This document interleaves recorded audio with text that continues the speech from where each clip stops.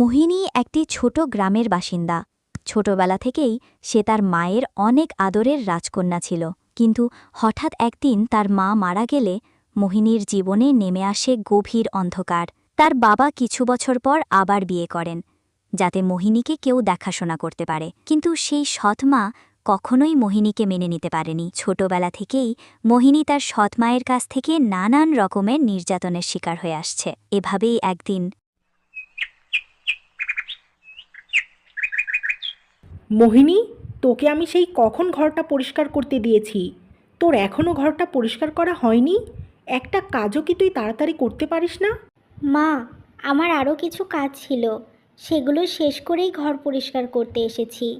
আর তাছাড়া ঘর পরিষ্কার করতেও তো একটু সময় লাগে মা। তোর কি শুধু একটা কাজ নিয়ে পড়ে থাকলে হবে? ঘরটা তাড়াতাড়ি পরিষ্কার কর। রিমিকে সকালের খাবার দিতে হবে। মেয়েটা আমার এখনই ঘুম থেকে উঠবে। ও যদি ঘুম থেকে উঠে খাবার না পায়, তাহলে কিন্তু তোর কপালে দুঃখ আছে বলে দিলাম। মা, তুমি চিন্তা করো না, আমি খুব তাড়াতাড়ি ঘর পরিষ্কার করে বোনকে খাবার দিয়ে দেব। কোনোদিন তো বোনকে খাবারের জন্য অপেক্ষা করতে হয়নি, আজও করতে হবে না মা। এত বড় বড় কথা বলিস না। সব কাজই যখন এত ভালো পারিস, তাহলে আরও তাড়াতাড়ি ঘর পরিষ্কার করতে শেখ। যত সব অপয়া মেয়ে আমার কপালে জুটেছে।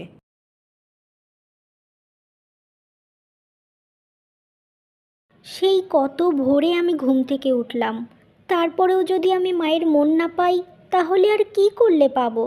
সেই ছোটবেলা থেকেই তো দ্বিতীয় মায়ের মন পাওয়ার চেষ্টা করছি, কিন্তু কিছুতেই তার ভালোবাসা পাচ্ছি না। শুধু মার আর বকা শুনতে শুনতেই দিন যাচ্ছে আমার। এভাবেই মোহিনী নানা রকম কথা ভাবতে ভাবতে তার কাজ করতে থাকে। 11labs conversational AI is evolving. We've been optimizing some brand new features to create the most sophisticated voice agents in the world.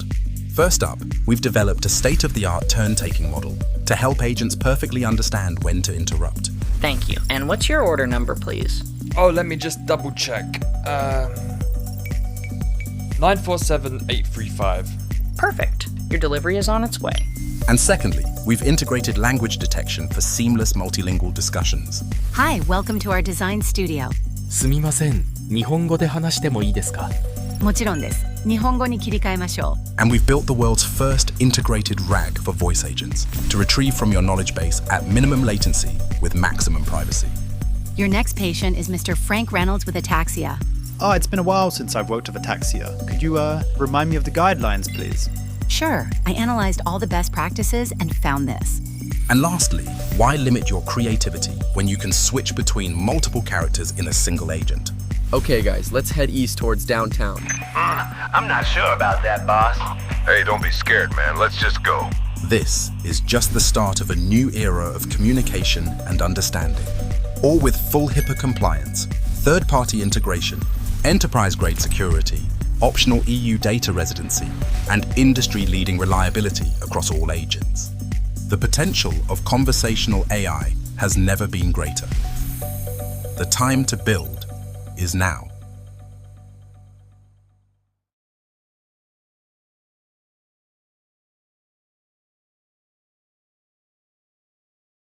করতে থাকে। বাবা, মা, তোমরা খাবার খেতে বসেছো? বলছি, আমার না আজকে খুব খিদে পেয়েছে। কয়টা ভাত দেবে মা? আমি খেয়ে একটু পেটটাকে শান্ত করতাম। হ্যাঁ মোহিনী, আয় মা, তুই আমাদের সাথে বসেই খা। এই দেখ কত ভাত তরকারি আছে, তুই হাত দিয়ে বেড়ে নে। তুমি এসব কি বলছো কি রিমির বাবা? ও আমার সাথে বসে খাবে? এই কথা তুমি বললে কি করে? তুমি জানো না ও আমাদের সাথে বসে খায় না? আমি তো জানি, কিন্তু মেয়েটার তো খুব খিদে পেয়েছে, না হলে তোমার ভয়ে কখনোই ও খাবার খেতে আসতো না। মেয়েটা মুখ দিয়ে বলেছে যখন, আজকে অন্তত আমাদের সাথে বসে খাবার খেতে দাও। চুপ করো তুমি, আর একটা কথাও বলবে না। তুমি তো কিছু জানোই না। ও সকালবেলায় রিমির জন্য যে খাবার বানিয়েছিল সেটা খেয়েছে, এখন আবার ওর কিসের খিদে পায়? আসলে ও তোমার কাছে আমাকে খারাপ বানানোর জন্য সব সময় মিথ্যা কথা বলে, যেন তুমি এটা মনে করো যে আমি ওকে খাবারই দেই না, শুধু সারাদিন কাজই করাই। না না মা, আমি এমন কিছুই করতে চাইনি। আসলে আজকে আমার খুব খিদে পেয়েছে, তাই ভাবলাম তোমার কাছে খাবার চাই। আচ্ছা মা, তোমরা খেয়ে নাও, তারপরেই না হয় আমি খাবো। এখন আমি বাইরে যাই। এই বলে মোহিনী চলে যায় আর তার বাবা মা খাবার খাওয়া শুরু করে। বেশ কিছুক্ষণ পর মোহিনী তার মায়ের কাছে আবারও খাবার চাইতে আসে। মা, আমাকে এখন কিছু খাবার দেবে? খুব খিদে পেয়েছে। তুই কি পেয়েছিস আমাকে?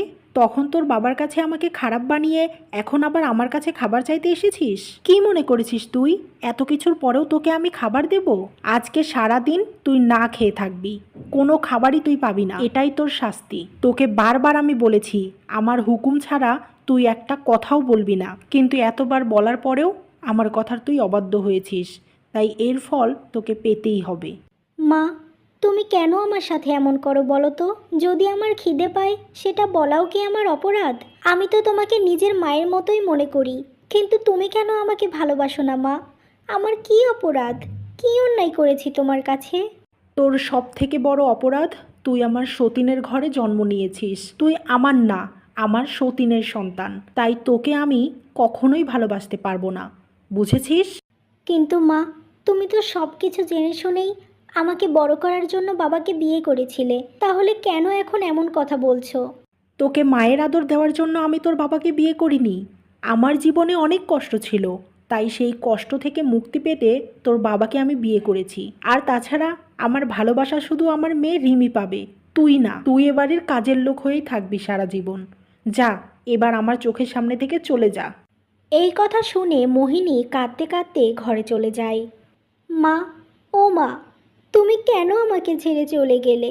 আমি তো তোমার কত আদরের মেয়ে ছিলাম, কিন্তু আজ আমি এই বাড়িতে কাজের লোক হয়ে গেছি।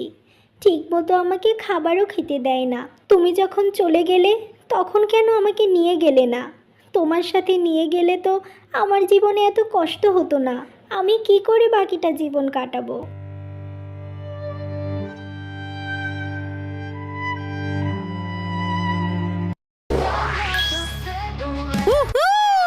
ভূত চাই, এই পড়াশোনাটা কে আবিষ্কার করলো? একদম পড়তে ভালো লাগে না। আচ্ছা, পুরো পৃথিবী যদি অন্ধকার হয়ে যেত তাহলে তো আর আমাকে পড়তে হতো না। উফ, কি মজা হতো। দাঁড়াও, লাইটগুলো বন্ধ করে দেই। বাহ, অন্ধকারে তো ভীষণ মজা, আর পড়তে হচ্ছে না। কে তুমি? আমার ভয় করছে। ভয় করবে কেন? তুমি না আমাকে ডাকলে পুরো পৃথিবীকে অন্ধকার করার জন্য? কি বলছো? তুমি অন্ধকার অন্ধকার করে দিবি? আমাকে আর পড়তে হবে না? ঠিক আছে, তাহলে তাই করো। এই শহরের সমস্ত বিদ্যুৎ আমার মধ্যে চলে আসো আর সব অন্ধকার করে দাও।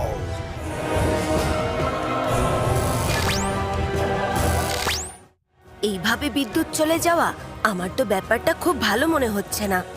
এদিকে বাড়িতে বাবা মা সবাই ভয় পাচ্ছে। আমাকে এখনই প্রাঙ্গকে ডাকতে হবে।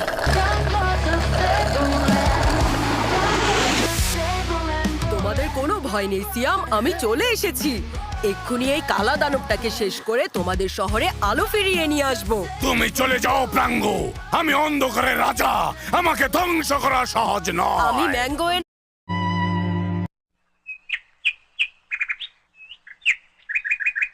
কি রে মোহিনী, তোর রান্না এখনো শেষ হয়নি? ঘরে যে পানি শেষ হয়ে গেছে সেটা কি আমাকে বলে দিতে হবে? রান্না করেই তো সব পানি শেষ করে দিলি। রিমির কাপড়গুলো ধুয়ে দিতে হবে, তাই যা পানি নিয়ে এসে ধুয়ে দে। যাচ্ছি মা, তরকারি রান্না শেষ হয়ে গেলেই পানি নিয়ে এসে বোনের জামা কাপড় আমি ধুয়ে দেব। তুমি যাও, বিশ্রাম নাও। এখানে দাঁড়িয়ে থাকলে তোমার অসুবিধা হবে।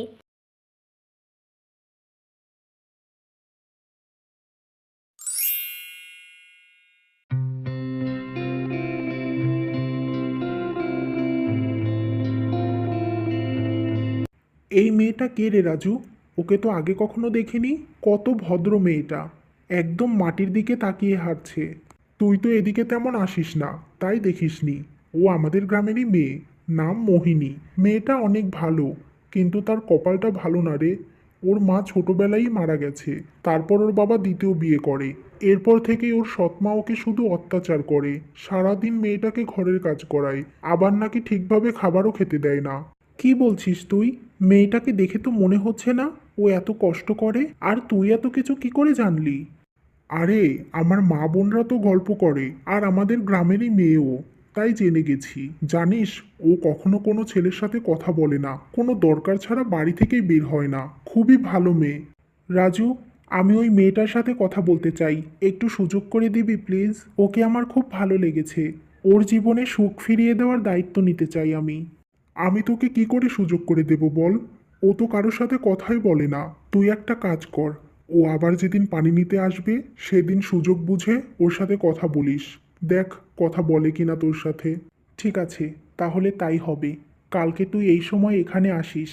এভাবেই তারা দুই বন্ধু কথা বলতে থাকে। পরের দিন সকালবেলা একই সময়ে তারা সেখানে দাঁড়িয়ে মোহিনীর জন্য অপেক্ষা করে। কিছুক্ষণ পর মোহিনী আবারও সেই রাস্তা দিয়ে নদীতে পানি আনতে যায়। আপনার সাথে একটু কথা ছিল, দাঁড়াবেন? কে আপনি? আমাকে কেন ডাকছেন?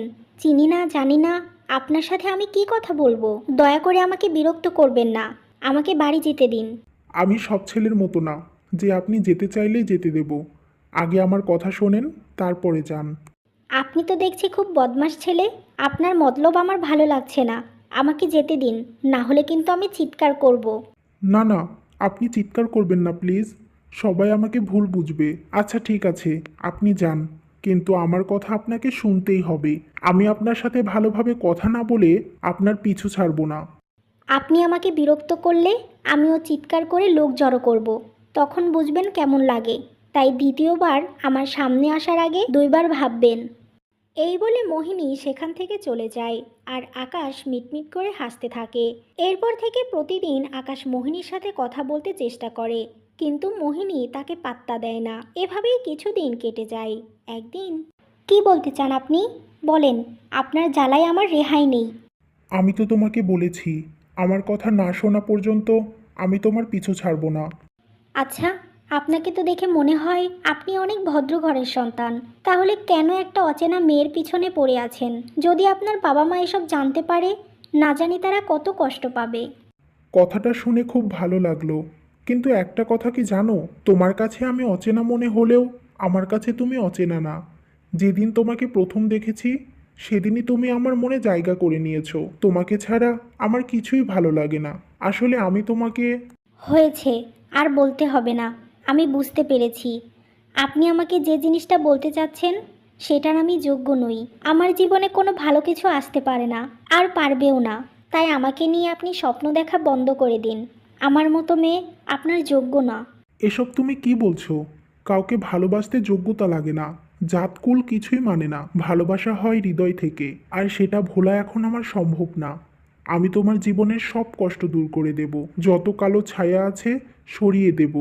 একবার আমাকে সুযোগ করে দিয়ে দেখো, আমি তোমাকে সত্যিই ভালোবাসি, আর তোমার বিষয়ে আমি সব কিছুই জানি। সব কিছু জেনে শুনেই ভালোবেসেছি তোমাকে। সব কিছু যদি জেনে থাকেন তাহলে খুব ভালো, কিন্তু আমি আপনাকে ভালোবাসতে পারবো না। আমার জীবনটা এত সুখের না। ছোটবেলায় মা মারা গেছে, সৎ মায়ের কাছেই মানুষ হয়েছি। সে যেমনই হোক, সে তো আমার মা। তাই আমি আমার মা বাবাকে কষ্ট দিতে পারবো না। ওরা যেদিন আমাকে বিয়ে দেবে তাকেই আমি বিয়ে করব। তাই এখন আমি কোনো সম্পর্কে জড়াতে চাই না। ঠিক আছে, তুমি শুধু আমাকে একটা কথা বলো, আমি যদি তোমাকে বিয়ে করতে চাই, করবে? হ্যাঁ, আপনি যদি আমাকে বিয়ে করতে চান, আমার বাবা মা যদি রাজি থাকে, তাহলে আমি অবশ্যই আপনাকে বিয়ে করব। আপনি ছেলে হিসেবে অনেক ভালো, কিন্তু আমি আপনার জন্য ভালো নই। যাই হোক, অনেক দেরি হয়ে যাচ্ছে, আমি বাড়ি যাই, না হলে মা অনেক বকবে। ঠিক আছে, যাও, সাবধানে থেকো, আবার তোমার সাথে কথা হবে।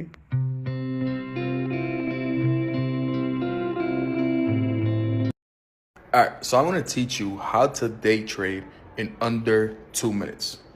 So a few little terminologies. Trend, are you upwards or downwards? Resistance is a ceiling. Support is like a floor. Your entry is where you're going to get in. Take profit is where you're going to close in profits.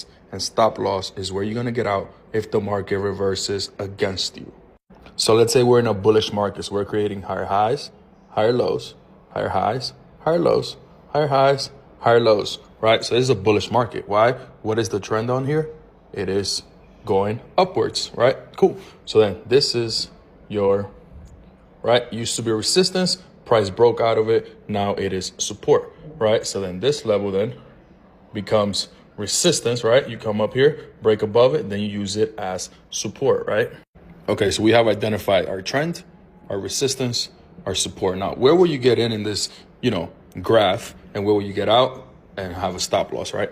So If the market is, let's say, here, right, coming up, you want to wait till it breaks that resistance. So that ceiling, we could call it, whatever. Ceiling is resistance, right?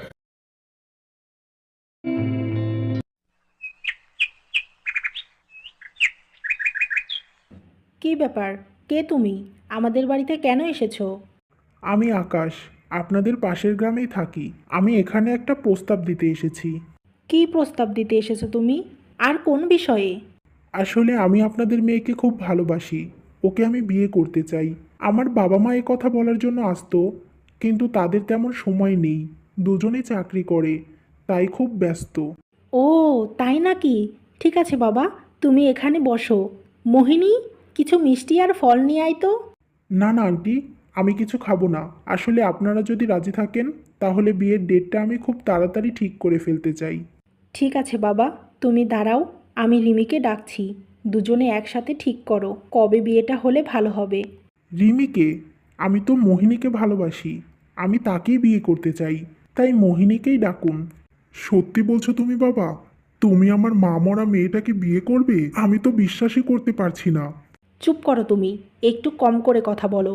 তুমি জানো না আমি আগে আমার মেয়েকে বিয়ে দিতে চাই, তারপর যদি ইচ্ছে হয় তো মোহিনীকে বিয়ে দেব, না হলে না। শোনো ছেলে, তুমি যদি বিয়ে করতে চাও তাহলে আমার মেয়ে রিমিকে বিয়ে করো, না হলে এ বাড়ি থেকে চলে যাও।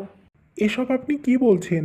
রিমি যদি আপনার মেয়ে হয়, মোহিনীও তো আপনার মেয়ে। আর তাছাড়া আমি ভালোবাসি মোহিনীকে, রিমিকে কেন ভালোবাসতে যাব? আপনি কি পারবেন রিমিকে যতটা ভালোবাসেন ঠিক ততটা মোহিনীকে ভালোবাসতে? এই ছেলে শোনো, এত বেশি কথা বলো না। যখন বলছি মোহিনীকে আমি বিয়ে দেব না, তখন দেব না। চলে যাও এখান থেকে, না হলে কিন্তু খুব খারাপ হয়ে যাবে। আপনি এখান থেকে চলে যান। আমার মা যখন রাজি না, আমিও আপনাকে বিয়ে করতে চাই না। দয়া করে আমার কথা শুনুন, চলে যান আপনি। মোহিনীর কথা শুনে আকাশ আর কিছু না বলে সেখান থেকে চলে যায়। তোর এত বড় সাহস, তুই আমাকে লুকিয়ে পরপুরেশের সাথে ভালোবাসা করিস? চরিত্রহীন অপয়া মেয়ে কোথাকার! চল আমার ঘরে চল, তোর আজ খবর আছে। এই বলে মোহিনীকে তার ঘরে নিয়ে আসে আর লাঠি দিয়ে জোরে জোরে মারতে থাকে। এই সব কিছু দেখার পরেও মোহিনীর বাবা কোনো প্রতিবাদ করে না।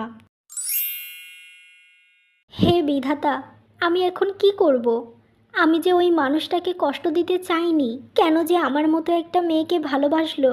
আমার হাজার কষ্ট হোক, আমাকে আমার সৎমা মেরে ফেলুক, তাতেও আমার সমস্যা নেই, কিন্তু আমার জন্য যে অন্য কাউকে কষ্ট পেতে দেখতে চাই না। কি করব আমি এখন? কি করে ওই মানুষটার কাছ থেকে দূরে চলে যাব? এসব বলতে বলতে মোহিনী কাঁদতে থাকে। এমন সময় সেখানে আকাশ আসে আর মোহিনীর শরীরে মারের দাগ দেখে সে অনেক রেগে যায়। মোহিনী, তোমাকে এভাবে কে মেরেছে? সারা শরীরে দাগ বানিয়ে দিয়েছে। তোমার নিশ্চয়ই অনেক কষ্ট হচ্ছে, তাই না? চলো, আমি তোমাকে ডাক্তারের কাছে নিয়ে যাচ্ছি। আমার কিছুই হয়নি, আমার এসব সহ্য করার অভ্যাস আছে। আগে বলুন, আপনি কেন এখনো বাড়ি যাননি? এখন যদি মা আবার দেখে ফেলে তাহলে কি হবে জানেন? আপনাকে আবার অপমান করবে আর আমাকেও ছাড়বে না। না, কেউ আর তোমাকে কিছুই বলতে পারবে না। আমার ভালোবাসার মানুষটিকে আমি রক্ষা করব। কারো সাহস হবে না আর তোমার গায়ে হাত দেওয়ার। আপনি আমার কে যে আপনি আমাকে রক্ষা করবেন? হয়তো আপনি আমাকে ভালোবাসেন, আমি তো বলিনি যে আমি আপনাকে ভালোবাসি। তাহলে কিসের এত অধিকার দেখান? চলে যান আপনি এখান থেকে, আর কখনোই এখানে আসবেন না। চলে যান আপনি। সত্যি কি তুমি আমাকে ভালোবাসো না? যদি ভালোই না বাসো তাহলে কান্না করছো কেন?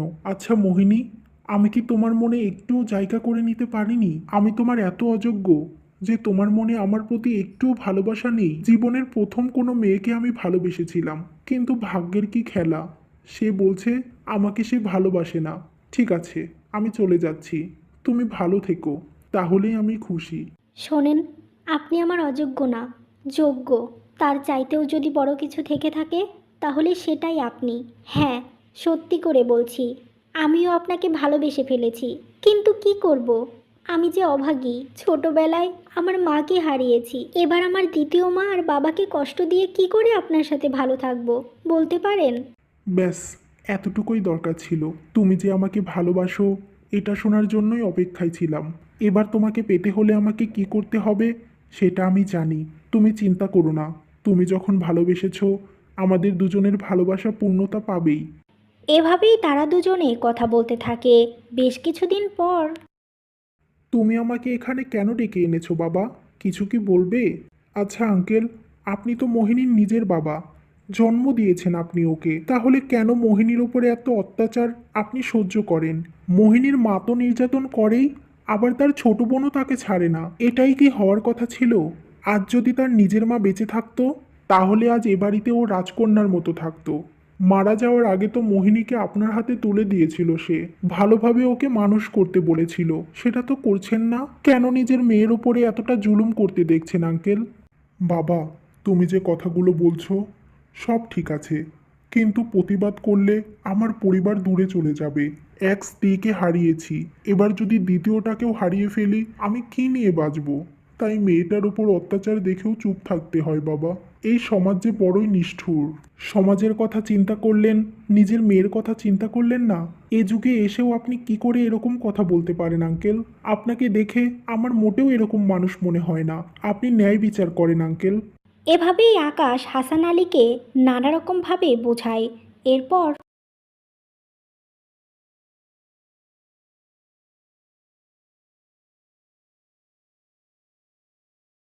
My dental journey has been long. I've had issues with my teeth for a very long time since I was a little girl. Let's say they were not as straight and pretty as everybody else's, so that kind of made me a target. So the only thing that concerned me at that point was how did they look?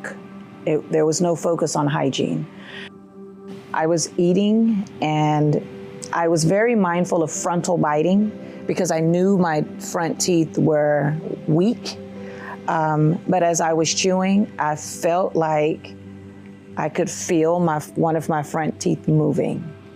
And I just stopped and I grabbed it myself and I wiggled it. That's when I made the appointment with the dentist. Neither of the consultations that I went to were good. So I kept researching, found Numi, found Dr. Beck, and immediately just reading his qualifications and his experience, I knew this was going to be a good fit for me. But I felt like it was. And as soon as I walked in the door, even from the appointment, like the customer service was amazing. They were talking to me like they already knew me. When I refer people to Numi, the first thing I ask them to do is their own research. Don't take my word for it. Do your own research. Go to the website, read all of the information, and everything you see there will be reflected in your office visit. And just, share my experience with them. It was. এরপর রহিমা, আগামী শুক্রবার আমার মোহিনীর বিয়ে, তাই তুমি সব কিছু ঠিকঠাক করে রাখো। আমার বড় মেয়ের বিয়ে আমি অনেক ধুমধাম করে দেব। আমি আকাশের বাবা মায়ের সাথে কথা বলে বিয়ে ফাইনাল করে ফেলেছি। চুপ করো তুমি, এসব কি বলছো? তোমার কি মাথা নষ্ট হয়ে গেছে? তোমাকে বলেছি না মোহিনীর কোনো বিয়ে হবে না, আগে রিমির বিয়ে হবে, তারপর যা করতে হয় করব। তুমি আমার মুখের ওপর কোনো কথা বলো না। আমি যে সিদ্ধান্ত নিয়েছি এটাই হবে, আর আজ থেকে আমার কথাই এ বাড়িতে শেষ কথা। কি বললে তুমি? আমার সাথে তুমি এভাবে কথা বলতে পারলে? আমি আজই আমার মেয়েকে নিয়ে এ বাড়ি থেকে চলে যাব। থাকো তোমার এই অপয়া মেয়েকে নিয়ে তুমি। হ্যাঁ, যাও না। যার জন্য আমি তোমাকে বিয়ে করেছিলাম তাকেই তো তুমি কখনো ভালোবাসোনি। তোমাকে আমার কিসের প্রয়োজন? এ বাড়ি ছেড়ে চলে গেলেই আমি আর আমার মেয়ে ভালো থাকবো। আর রিমি, তুই যদি মোহিনীকে বড় বোনের সম্মান দিতে পারিস তাহলে তুই এ বাড়িতে থেকে যা, কারণ তুইও আমার মেয়ে। বাবা, তুমি এসব কি বলছো? মা বোন ওরা কোথাও যাবে না। মা, তুমি এই বয়সে এসে বাবাকে একা করে কোথাও যেও না। তুমি আমাকে মেয়ে মনে না করলেও আমি যে তোমাকে প্রথম থেকেই মা মনে করেছি। যেও না মা, তোমাকে ছাড়া আমি জীবনেও সুখী হতে পারবো না। তুই চুপ কর মোহিনী, ও তোর মা হওয়ার যোগ্য না। রহিমা, তুমি চলে যাও তোমার এই কুশিক্ষায় শিক্ষিত করা মেয়েকে নিয়ে। তোমাদের আর এ বাড়িতে কোনো জায়গা হবে না, আর আমি একাই আমার মেয়েকে ধুমধাম করে বিয়ে দেব। না গো, তুমি এসব কি বলছো? আমি এই বয়সে কোথায় যাব? আর মোহিনী, তুই আমাকে মা বলে ডাকলেও আমি তোর মা হতে পারিনি। আজ তুই আর তোর বাবা চোখে আঙুল দিয়ে বুঝিয়ে দিলি আমি ঠিক কতটা খারাপ। তোর ওপর এত অত্যাচার করার পরেও তুই আমার হয়ে কথা বলছিস, তুই আমাকে ক্ষমা করে দিস। তোর মা হয়ে উঠতে পারিনি আমি। না মা, এমন কথা বলো না। তুমি আমার দ্বিতীয় মা। তুমি যেমনই হও, সেই ছোটবেলায় রাগ করে কোলে নিলে আমার ভালো লাগতো। তোমার স্পর্শ ভালো লাগতো। মনে হতো আমার মাই আমার কাছে আছে।